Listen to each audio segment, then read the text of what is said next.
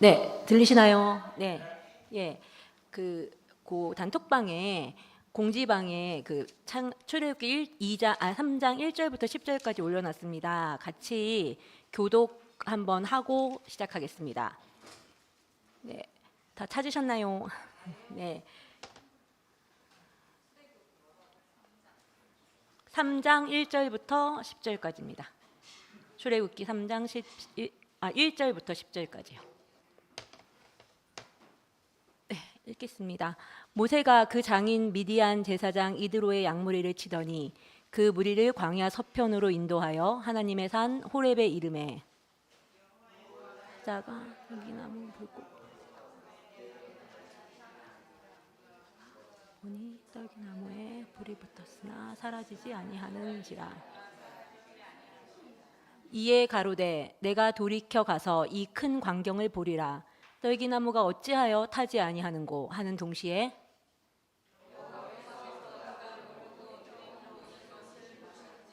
하나님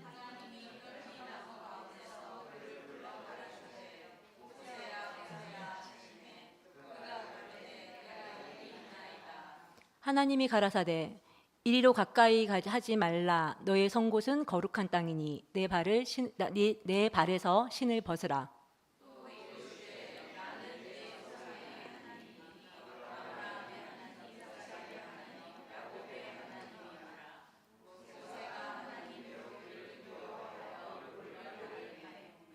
여호와께서 가라사대 내가 애굽에 있는 내 백성의 고통을 정령히 보고 그들이 그 간역자로 인하여 부르짖음을 듣고 그 우고를 알고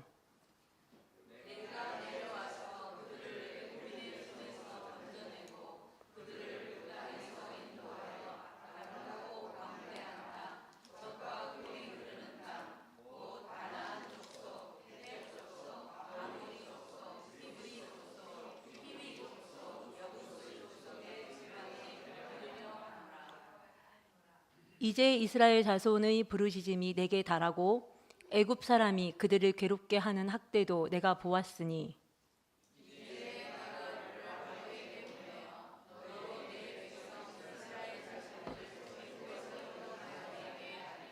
아멘.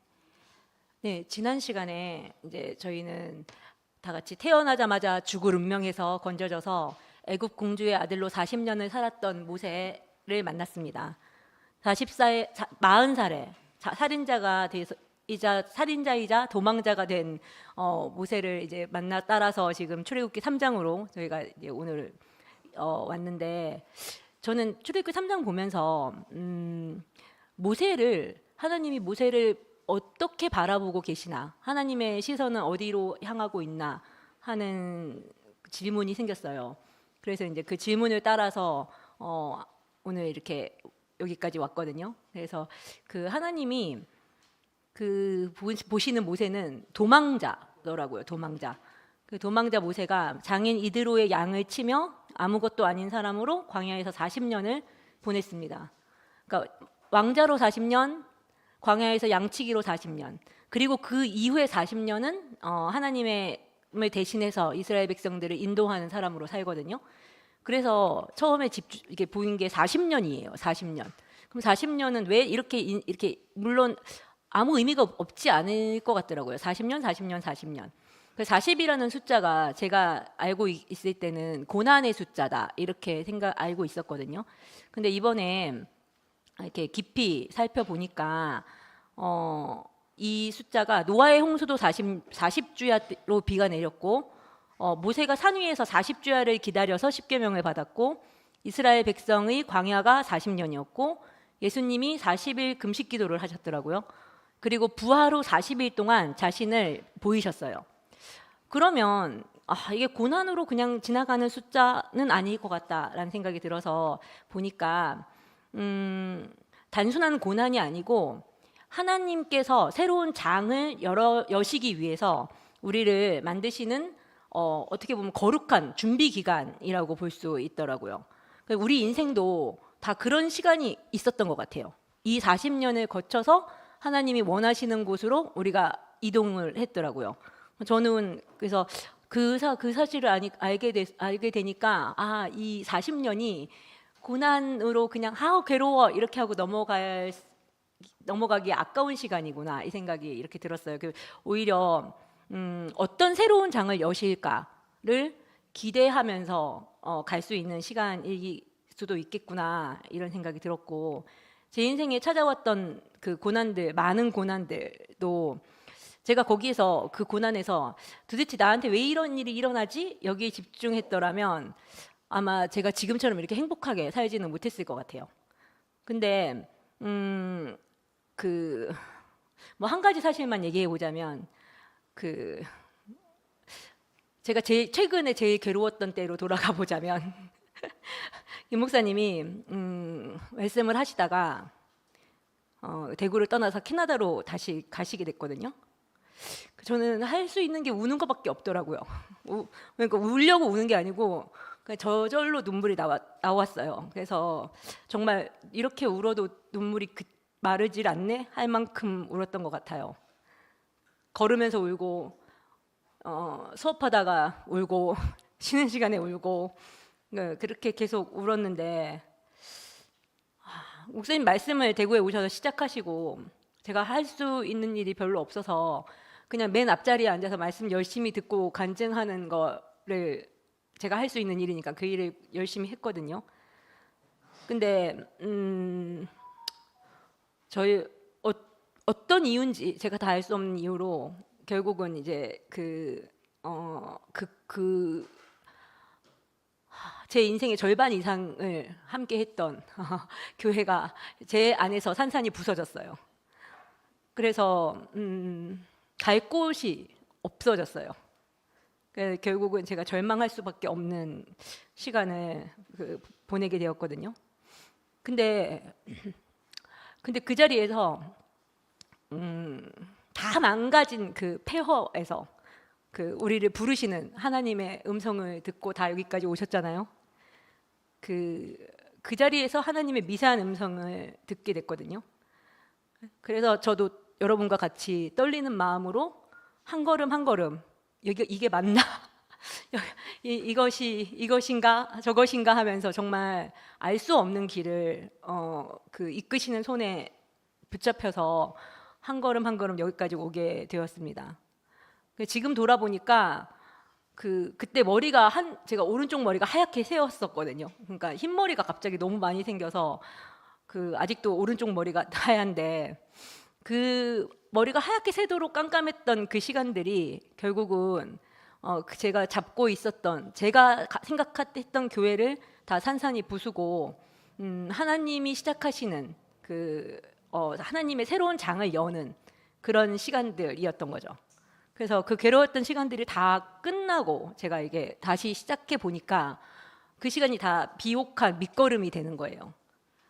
그러니까 모세의 40년도 모세는 80세가 돼갔고요. 장인 이드로의 양떼를 몰고라는 말이 성경에 나오거든요. 제가 그 생각을 했어요. 40년의 양을 쳤는데 아직도 자기 양은 없는가? 장인 이드로의 양을 치고 있는가? 그래서 아마 모세도 그 시간을 그렇게 저처럼 지냈을 것 같다는 생각이 들었습니다. 그런 이제 자기가 다 없어졌을 것 같아요. 모세라는 이름이 애굽 왕자의 그래도 뭐 왕자니까 그죠? 엄청 괜찮은 삶을 살았을 것 같아요. 대접받는 삶을. 근데 그 모든 것들이 다 없어지고 이제 내 이름이 나는 누구인가, 여기는 어디인가 이렇게 됐을 것 같다는 생각이 들더라고요. 근데 이제 그 모세가 아무 생각 없이 매일 가는 길을 양떼를 몰고 갑니다. 근데 가다 보니까 가시떨기 나무에 불이 붙은 거예요. 근데 여기가 건조한 광야니까 가시나무에 불이 붙는 일이 종종 일어난다고 하더라고요. 근데 문제는 왜 다시 왔냐면, 다시 왔잖아요. 다시 온 이유가 나무가 안 타는 걸 본 거예요. 불은 붙었는데 나무는 타지 않는 거죠. 그럼 신기한 일이잖아요. 이거는 이런 기이한 광경을 이제 보게 됩니다. 모세는 어찌하여 나무가 타지 않는가 하면서 발걸음을 돌렸고, 발걸음을 돌리는 모세를 보시고 하나님은 모세를 부르셨어요. 모세야, 모세야 하고. 그러니까 모세의 어떤 평범한 하루, 우리가 살고 있는 평범한 하루 중에 하루가 될 수도 있겠죠. 그러니까 어느 평범한 하루에 자기 이름을 부르시는 하나님을 만나게 된 겁니다. 그래서 저도 그런 생각이 들더라고요. 이 말씀을 보면서 항상 하나님은 특별할 때 찾아오시는 건 아닌 것 같아요. 그냥 우리의 평범한 일상 속에서 우리를 이제 조성하시기 위해서 항상 언제든지 찾아오시는 것 같습니다. 근데 그 조건이 있는 것 같아요. 하나님의 음성을 들을 수 있는 조건. 그게 가시떨기 나무 같은 사람인 거예요. 그러니까 가시떨기 나무는 망고에 쓸 데가 없다고 하더라고요. 뭐 이 목재로도 못 쓰고 뭐 이래도 못 쓰고 저래도 못 쓰고 그러니까 내가 가시떨기 나무인 줄 알 때 하나님의 음성이 들리는 것 같아요. 그래서 이 불붙는 고난 한가운데서 하나님이 저를 찾아오실 때가 종종 있었거든요.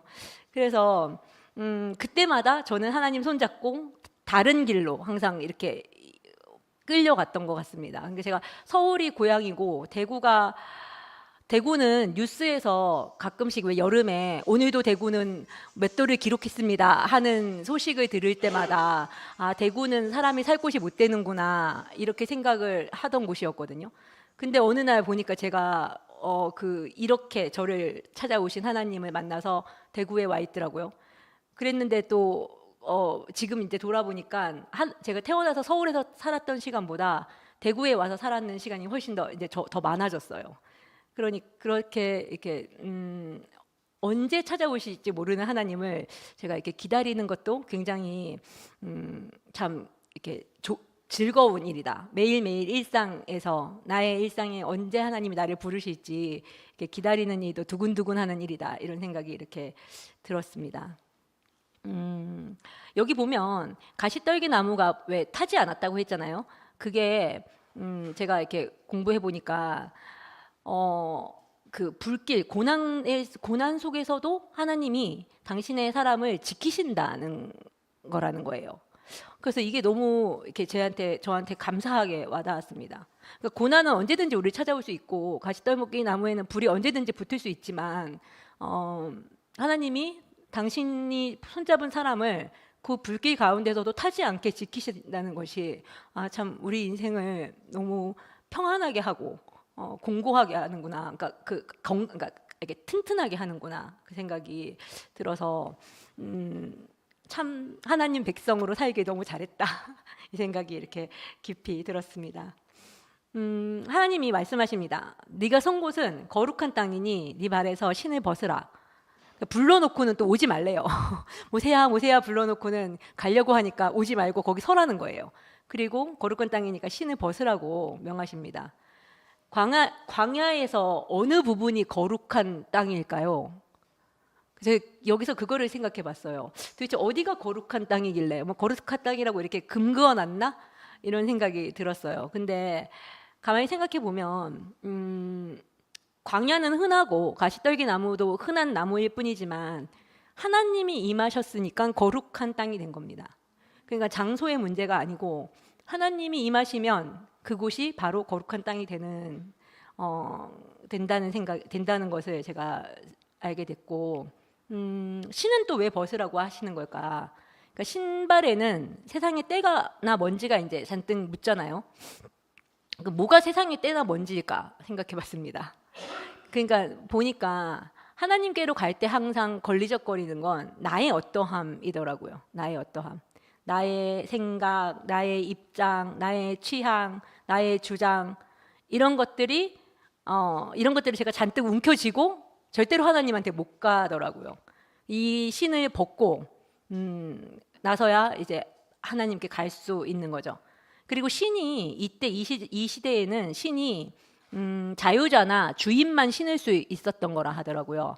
그러니까 결국은 신을 벗으라는 얘기는 이제 제 주인이 바뀐다는 얘기잖아요. 그러니까 하나님이 제 주인이 된다는 이야기니까 그러면은 주권이 바뀐다 이런 생각이 들었어요. 이 신을 벗고 간다는 건 주권을 이제 하나님께 내어드리는 거죠. 당신이 나의 주인이십니다. 그래서 그래야 하나님의 일을 할 수 있겠죠. 그러니까 그 하나님, 내가 나의 주인인데 제가 하나님의 일을 할 수는 없잖아요. 하나님의 일을 하려면 하나님이 주인인 사람이 되어야 하나님의 일을 할 수 있다는 것을 이렇게 보여주고 계십니다. 이렇게 신을 벗은 모세에게 하나님은 이렇게 말씀하십니다. 애굽에 있는 이스라엘 백성의 고통을 내가 보고 듣고 안다. 여기서 안다는 것은 히브리어로 야다라고 하더라고요. 이게 머리로만 아는 지식이 아니라 상대의 아픔과 그 처지를 내 몸으로 깊이 느낀다. 그래서 체휼한다라는 말로 바꿀 수 있대요. 그러니까 하나님이 우리를 고아처럼 그냥 두시지 않으시고 우리 인생의 고통을 함께 하신다는 거죠. 그래서 제가 아까 말씀드렸던 것처럼 교회가 완전히 다 무너져서 정말 제가 할 수 있는 것이 아무것도 없을 때 하나님이 제 눈물을 당신의 병에 담으신 것이 제 인생에 참 큰 복이구나, 그 생각이 지금도 들거든요. 그래서 하나님 계속 말씀하십니다. 내가 내려가서 그들을 건져내고 인도하여 약속의 땅에 이르게 하겠다. 너무 가슴 뛰는 말이죠. 우리가 갈 길을 모를 때 하나님이 내려오셔서 우리를 건지고 심지어 우리를 인도하여 약속한 땅에 반드시 이르게 하시겠다는 거예요. 그러니까 인생을 살아볼 만한 가치가 충분하잖아요. 그래서 제가 출애굽기를 다시 한번 이렇게 보면서 우리 하나님이 인생을 얼마나 사랑하시는지를 다시 한번 깨달을 수 있었습니다. 그래서 저는 이 하나님을 믿습니다. 하나님이 나보다 나를 더 잘하신다는 것을 믿기 때문에 저는 어제를 후회하지 않고 내일을 걱정하지 않고 오늘을 온전히 살 수 있거든요. 그래서 누구랑 경쟁하지 할 필요도 없고 그냥 나의 오늘을, 제가 오늘 하루를 온전히 살 수 있는 거죠. 왜냐하면 제가 어제 못한 일 그리고 내일 할 일, 이 모든 것들을 하나님이 알아서 제 인생에 안배해 놓으실 거거든요. 제가 오늘까지 다 못했던 뭐가 있더라도 제가 걱정할 필요가 없더라고요. 필요하시다면, 하나님 당신이 필요하시다면 제 인생 안에 그 일들을 언젠가 어디선가 만나게 하실 거거든요. 그래서 정말 평안하게 하루를 평안하게 살고 있습니다. 다 하나님의 은혜죠. 그래서 제가 이 출애굽기 3장을 읽다가 아까 고은이 언니가 마지막에 불러준 그 찬양이 생각나서 신청을 했어요. 오늘 꼭 불러달라고. 그러니까 정말 나의 나 된 것은 하나님의 은혜가 아니라고 할 것이 아무것도 없는 거죠. 그래서 이제 다시 모세 이야기로 돌아가면 이제 내가 너를 바로에게 보내어 내 백성을 인도하게 하리라, 이렇게 엄청난 말씀을 하십니다. 근데 모세는 아마 제 생각에 40년 동안 정말 이렇게 자기라고 할 것이 하나도 없이 다 이렇게 모래처럼 돼서 그 광야에 다 흩어졌을 것 같아요. 그 죄책감과 여러 가지 하여튼간 내가 그때 왜 그랬을까에 대한 후회부터 시작해서 하여튼 많은 것들이 모세에게 흘러가지 않았을까요? 그래서 결국은 아이고 그래 내가 할 일이라고는 이 양 치는 것밖에 더 있겠나 하고 매일 아침 눈 뜨면 양 치고 양 끌고 나오고 해지면 양 끌고 들어가고, 그러니까 그렇게 돼서 80이나 된 거예요. 나이가 60도 아니고 70도 아니고 80이나 돼서 이제 언제 죽을지 모르는 나이가 된 거잖아요. 그러니까 모세에게 갑자기 내 백성을 인도하게 하리라 하시니까 모세가 뭐라고 할 수 있겠어요? 네? 제가요? 제가 뭐라고 거기에 가겠습니까? 하면서 아연실색하게 됩니다. 그래서 제가 그때 하나님의 시선이 어디에 있는가 보니까 맨발에 빈손으로 광야에 서 있는 80이나 된 모세를 바라보고 계시더라고요. 아무것도 아닌 사람인 거잖아요. 그죠? 이 말 꼭 해보고 싶었습니다. 사랑하는 여러분, 우리 가까이에는 한 집에 사는 가족들도 있고 또 직장이나 이웃에서 만나는 여러 사람들이 있습니다. 물론 교회에서 만나는 식구들도 있고요. 이 사람들에게 모세와 이스라엘을 바라보시는 하나님의 그 따뜻한 마음을 전할 기회가 우리에게 날마다 찾아옵니다. 특히 가까운 사람일수록, 가까운 이렇게 곳에 묶여 있는 사람일수록 우리 조에 있는 사람, 우리 교회 안에 있는 사람, 우리 집에 있는 사람, 우리 직장에 있는 사람들이 우리랑 부딪히는 사람들이 있을 수 있잖아요. 뭐 마음에 안 드는 사람도 있을 수 있고, 그 사람은 좀 점점점 이렇게 되는 사람도 있는데, 하나님이 우리에게 매일 주신 이 기회를 좀 그냥 지내보낼 때도 저도 그냥 지나보낼 때가 많지만, 또 만약에 이 기회를 붙잡는다면, 만약에 이 기회를 붙잡지 않고 그냥 지나간다면 아무 일도 일어나지 않는 평범한 하루가 될 것 같아요. 근데 이 기회를 붙잡으면 뭔가 하나님의 역사가 일어나는 귀한 날이 될 수도 있습니다. 그래서 저는 가끔씩 뭔가 제가 무슨 일을 하고 내가 왜 그런 일을 했을까? 이런 생각이 들 때가 있어요. 그러니까 예를 들어 사과를 받아도 못마땅할 판에 그래 됐다 그냥 내가 먼저 사과하지 해서 사과할 때 그런 생각을 해요. 이상하다. 내가 왜 사과를 했더라? 이상한데 이상한 일이 일어난 거죠. 기이한 일이. 그게 사실 제가 한 일이 아닐 수도 있어요. 왜냐하면 제가 받은 사랑이 그 일을 가능하게 한 거죠. 그러니까 누군가가 먼저 저에게 나눠줬던 하나님의 마음이 제 안에 이렇게 충분해서 제가 그거 일을 할 수 있는 힘이 된 거예요. 예, 그래서 하나님의 시선을 따라가는 건 굉장히 복된 인생이구나 이 생각이 들 때가 있거든요. 그래서 저도 물론 많이 흘려보내지만 그래서 매일 아침마다 오늘 하나님이 내게 어떤 기회를 주실까를 기대하면서 아침을 시작하게 되고, 그래서 학교에서도 뭐 이렇게 화를 한 번 더 낼 거를 야단칠 일이 생겼을 때 제가 이거 기회인데 하고 잡을 때도 있습니다. 그래서 그 친구의 마음을 좀 더 많이 이해해주고 야단치는 거 대신에 뭔가 그 친구에게 도움이 되는 일을 할 때도 있고, 억울한 일을 당했을 때 제가 굉장히 얘기를 잘하잖아요. 제가 억울한 일 당하면 굉장히 제 입장을 잘 얘기하거든요. 근데 어떤 때는 입을 다물고 그냥 귀를 기울여서 그 상대가 하는 이야기를 듣고 싶을 때도 있더라고요. 그것은 다 하나님의 은혜인 것 같습니다. 네, 그래서 하나님의 시선을 따라서 산다는 게 되게 즐겁고 행복하고 복된 일이라는 생각이 깊이 들었습니다. 네, 여기서 지금 하나님은 제가 3장 뒷부분을 보니까 아무것도 못한다고 막 고개를 설레설레 흔들고 있는 모세에게 엄청나게 사랑을 퍼부어 주시거든요. 그래서 두둥입니다. 두둥.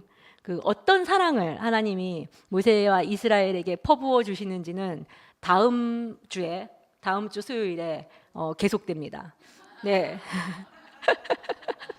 네. 사실 수요일이 좀 쉬었으면 하는 날입니다. 특히 전 개인적으로 월화 출근하고 나면 수요일쯤 되면 지쳐요. 월화수 3일 일하고 나면 저는 주 4일째 했으면 좋겠다고 생각하거든요. 수요일 좀 쉬었으면 좋겠다고. 근데 지치는 날 이렇게 교회까지 온다는 게 참 쉽지 않은 날입니다. 근데 지금 이제 교회에서 수요일날 출애굽기를 시작했잖아요. 그러면 어쩌면 우리의 수요일이 그저 피곤한 평일이 아닌 하나님을 온전히 예배할 수 있는 가나안을 향해 가는 멋진 여행길이 될 수도 있겠다라는 생각이 이렇게 들었고, 이 여행길을 시작해 주신 우리 안다미로는 김석종 형님이라고 다 통일하기로 했다 하더라고요. 이 여행길을 저희에게 이 불을 넘겨주신 불 속에서도 타지 않는 것을 경험하라고 불을 넘겨주신 김석종 형님께도 깊이 감사드립니다. 그래서 앞으로 수요일이 사랑하는 우리 모든 지체들의 멋진 여행이 되었으면 하는 마음이 들고, 우리를 우리 되게 하시는 하나님 손에 붙잡혀서 함께 이렇게 가는 것이 너무 감사합니다. 기도하겠습니다. 사랑이 많으신 하나님 아버지, 우리를 고아처럼 버려두지 않으시고 우리의 눈물을 병에 담으시는 아버지가 계셔서 너무 감사합니다. 오늘 모세를 기억하고 부르시는 하나님의 시선이 머무는 곳이 어디인지 알게 되어 우리는 우리의 무가치함과 싸우지 않아도 되는 삶을 살게 되었습니다. 우리의 가치가 우리의 소유나 재능에 있지 아니하며 오직 우리를 지으신 하나님께 있음이 우리의 정체성이 되었습니다. 이 아름다운 정체성을 갖고 아버지의 그 긍휼하심으로 우리 자신과 주변을 돌아보는 삶을 살게 하시니 감사합니다. 불부터 활활 타오르더라도 우리를 보존하시는 하나님, 매일 찾아오시는 하나님의 음성이 이끄시는 삶으로 우리를 조성해 가시기를 원하며 예수님의 이름으로 기도합니다. 아멘.